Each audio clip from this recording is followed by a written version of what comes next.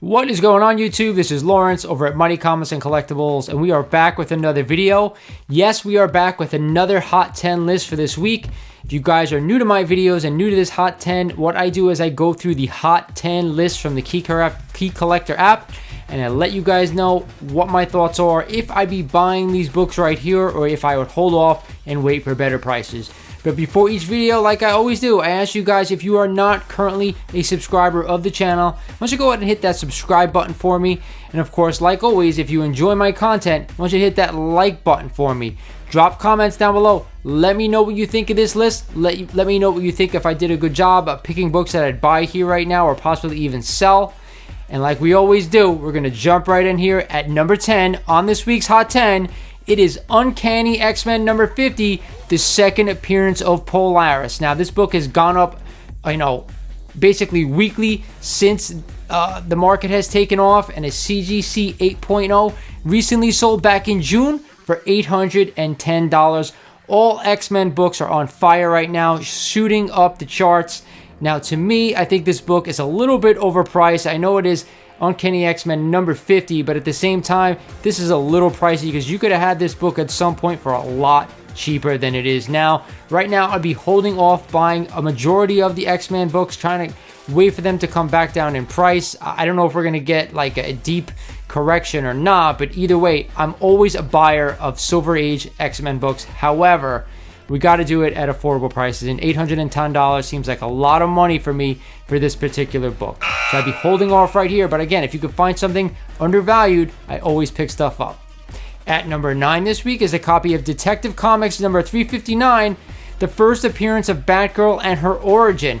It is finally nice to see a DC book appear on this Hot 10 list, and this is probably one of my favorite DC books of all time. A nice Silver Age first appearance of Batgirl. I have owned this book in the past, and I probably will try to add this book to the collection at some point again.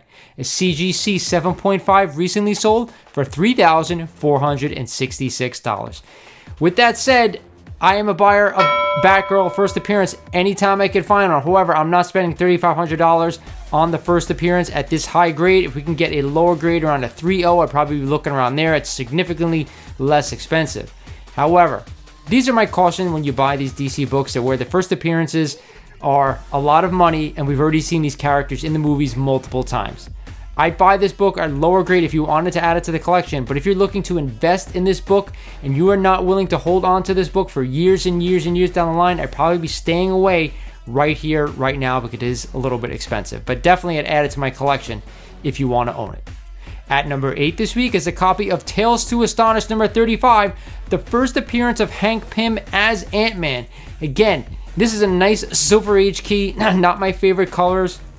The first appearance of Hank Pym is through the roof. Now, I will say this is an awesome book to have. However, I'm not shelling out a lot of money for it. I don't know how much longer Ant-Man has to go in the MCU, and a CGC 6.0 recently sold for $3,000. So to me, that's a lot of money for a secondary Avenger. I know he's one of the first Avengers. However, I'm not dropping $3,000 on a 6.0 copy of this book. However, if you wanted a copy for your personal collection, I'm all for buying it, but I don't know how much higher it's going to go in the intermediate term. Long term, it might go a little higher. I don't know. I would be staying away from this one right now. I think this book has peaked. At number 7 this week is one of my all-time favorite books, Amazing Spider-Man Annual number 1, the first appearance of the Sinister Six. Now, we've talked about this book recently over the past couple of weeks. It's back on the Hot 10. This book is on fire because of Spider-Man No Way Home.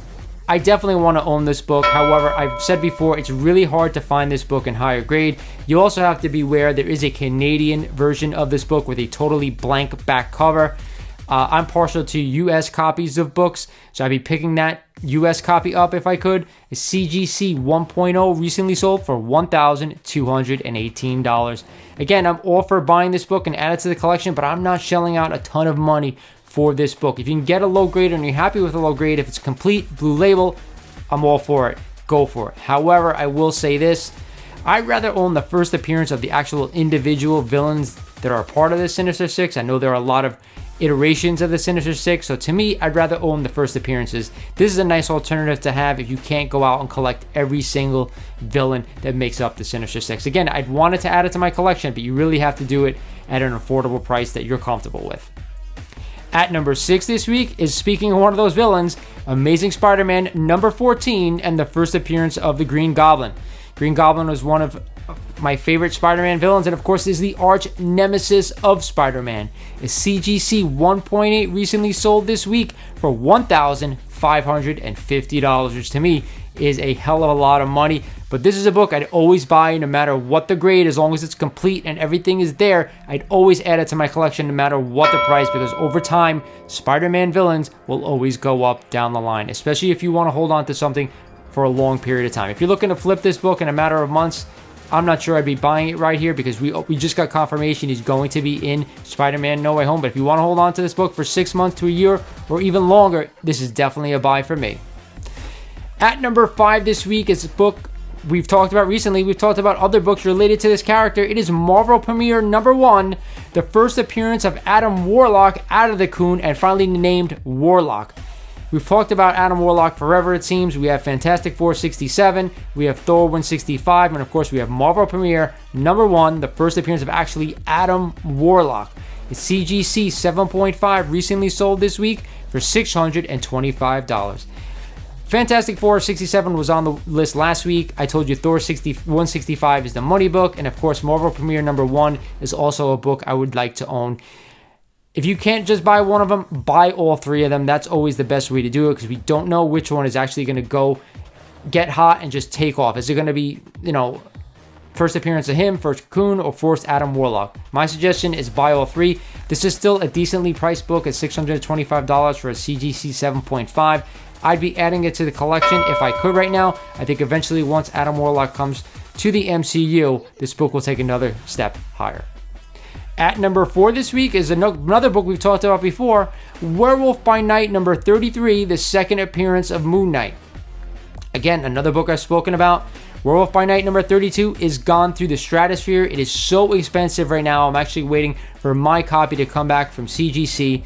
The second appearance, I'm not always shelling out a lot of money for these second appearance books. However, the CGC 5.0 recently sold for $400. To me, that's a little expensive for a second appearance book.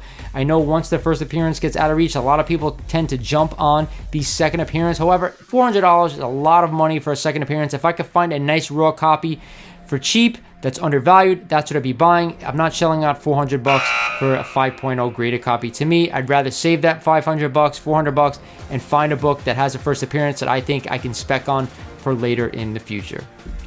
At number 3 this week is a copy of Fantastic Four number 19, the first appearance of Rama Tut, which later goes on to become Kang the Conqueror. We find out he's Kang the Conqueror down the road. Anything Kang right now is going through the roof. It's kind of a hard character to buy for these books right now. I do think they might have peaked.